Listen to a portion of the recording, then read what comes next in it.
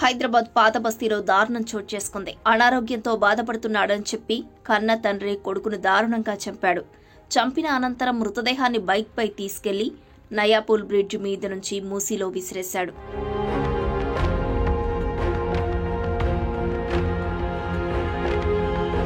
పోలీసులు తెలిపిన వివరాల ప్రకారం బండ్లగూడ నూర్నగర్కు చెందిన మహమ్మద్ అక్బర్, సనాబేగం దంపతులకు 2 కొడుకులు.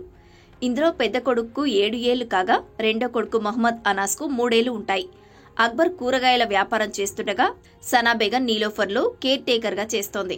అయితే చిన్న కుమారుడు అనాస్ అనారోగ్యంతో కొంతకాలంగా బాధపడుతున్నాడు. దీనిపై భార్యాభర్తల మధ్య గొడవలు జరిగేవి.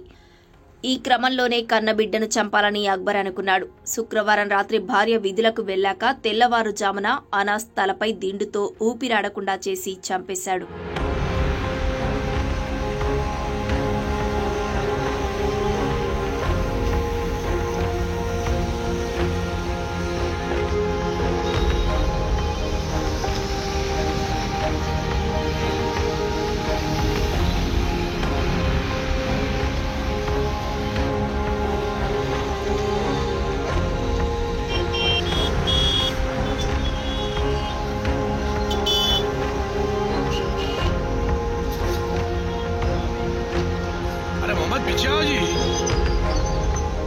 చంపేసిన అనంతరం సంచిలో మృతదేహాన్ని కుక్కి బైక్పై తీసుకెళ్లి నయాపూల్ బ్రిడ్జ్ మీద నుంచి మూసీలో విసిరాడు.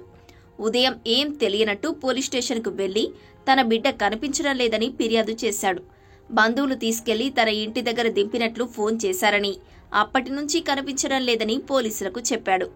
అక్బర్పై అనుమానంతో ఫోన్ పరిశీలించగా ఎలాంటి కాల్స్ రాలేదు. ఇంటి సమీపంలోని సీసీ కెమెరాలు పరిశీలించగా తెల్లవారుజామున ఒక సంచితో వెళ్తున్నట్లు కనిపించింది. దీంతో పోలీసులు గట్టిగా ప్రశ్నించగా నిందితుడు నేరాన్ని అంగీకరించాడు. దీంతో కేసు నమోదు చేసి పోలీసులు దర్యాప్తు చేపట్టారు.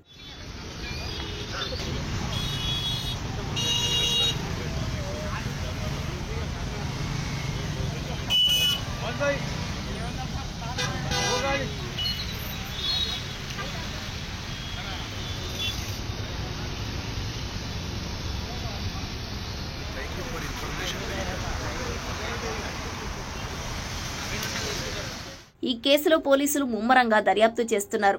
శనివారం రాత్రి పోలీసులు గాలించినా బాలుడి మృతదేహం లభించలేదు.